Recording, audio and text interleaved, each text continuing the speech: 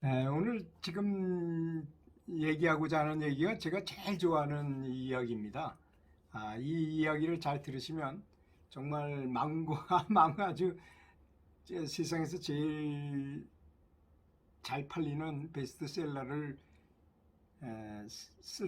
책을 쓸 수도 있을 것이라고 생각합니다. 우리가 생각할 때는 뭐 노벨 문학상을 받고 뭐 이런 사람들 보면 아주 굉장히 공부 많이 하고 노력해가지고 그런 걸 썼다고 이렇게 생각하지만 그렇지 않다는 것입니다. 이거 한번 이 예를 한번 들어보세요. 가장 대표적인 예죠. 크리스마스 캐럴, 올리버 트위스트, 위대한 유산 등 아주 대작을 쓴 영국의 최고의 소설가였던 그 찰스 디킨스 있잖아요. 그 사람의 말을 한번 들어보면 아주 되게 신기해요.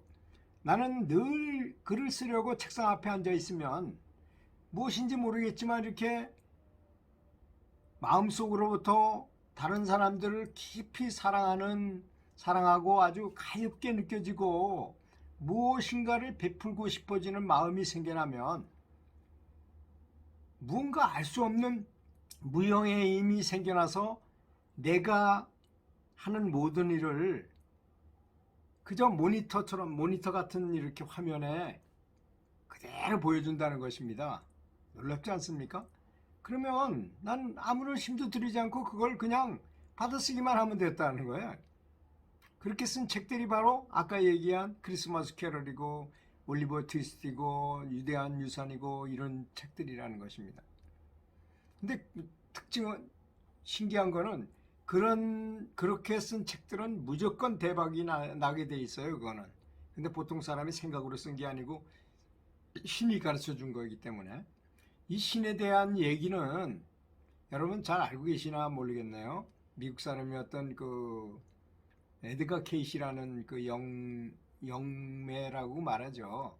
뭐 나쁘게 말해서 영매고 하여튼 좋게 말하면 지혜를 얻은 사람이죠. 그 사람한테 물어봤지 약간의 최면에 걸린 상태에서 누군가 뭘 물어보면 확실하게 어디 가서 답을 알아내 가지고 얘기해 준다는데 어떤 사람이 질문했어요. 당신은 어떻게 그렇게 신기한 진짜 사람으로서도 알 수 없을 것 같은 그런 신기한 답변을 어디서 그렇게 구해다가 합니까? 하고 물어보니까 저기 우주의 어느 구역을 가면 아카식 레코드라는 도서관 비슷한 곳이 있어서 거기 가면 어떤 자료든지 다 찾을 수가 있어서 그렇습니다. 이렇게 답변을 했다래요.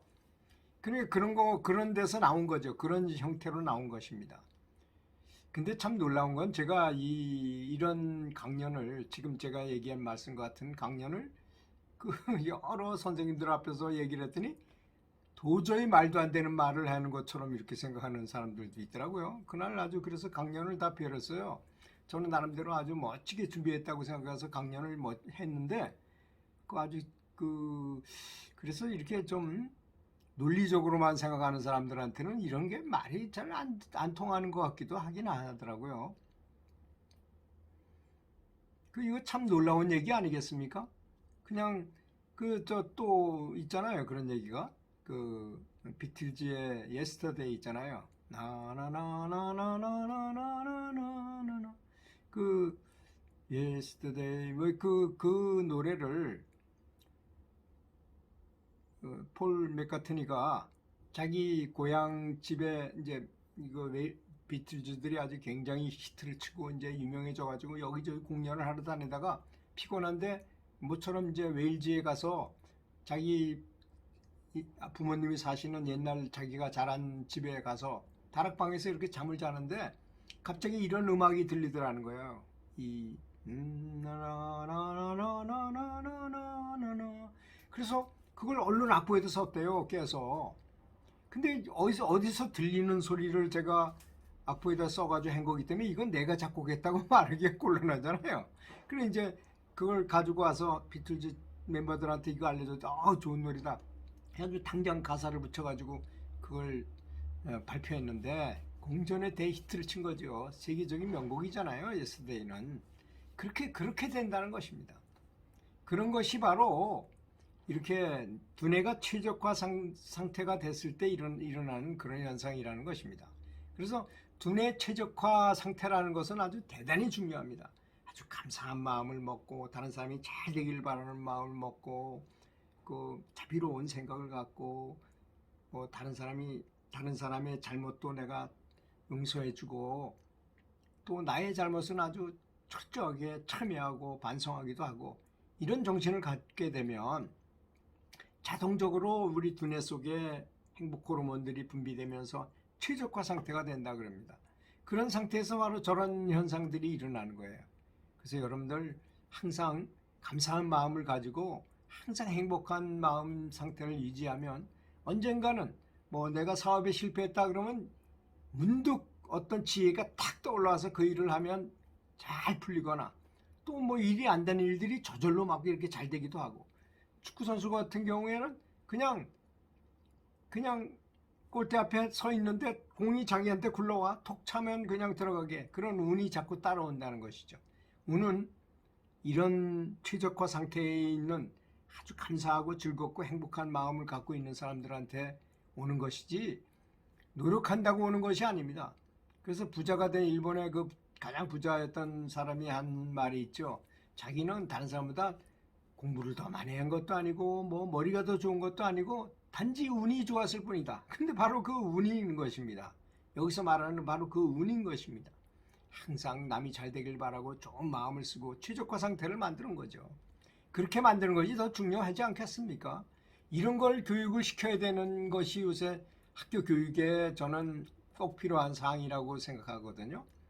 또 정치인들은 식사를 작게 해야 된다는 거 저 몇 번씩 얘기했죠. 정말 유명한 사람이 되고 사회의 모범이 된다는 사람이 된다면 아마 국회의원 중에서 그렇게 모범이 되고 그렇게 하려면 식사 양부터 줄여야 될 것입니다. 술은 완전히 금주하고 담배도 피지 말고 우선 음식을 적게 먹게 되면 사람이 바른 생각을 하기 마련이고 바른 행동을 하기 마련이고 다른 사람을 돕게 마련입니다. 그런 사람은 그렇게 하면 누가 알아주겠나 이렇게 생각하잖아요. 뭐 텔레비전에 몇 번 출연해야 그걸 알아주나요? 사람들이 안 봐도 아는 게 있어요. 정말 이 사람이 아름다운 마음을 갖고 있을 경우에는 예를 들어서 정치인이 정말 자기의 그 지역구의 사람들한테 감사한 마음을 갖고 나라를 위하고 정말 애절한 애국심을 갖고 있고 국태 민안을 위해서 노력해 보십시오. 왜 그걸 모른다고 생각합니까? 사람들은 다 알아요. 다 알게 돼 있어요. 사람은 영적인 존재이기 때문에. 그래서 그렇게 최적화 상태로 항상 사회가 사람들이 행복하게 살도록 도와주는 것이 가장 좋은 일을 하는 거라고 저는 생각합니다. 감사합니다.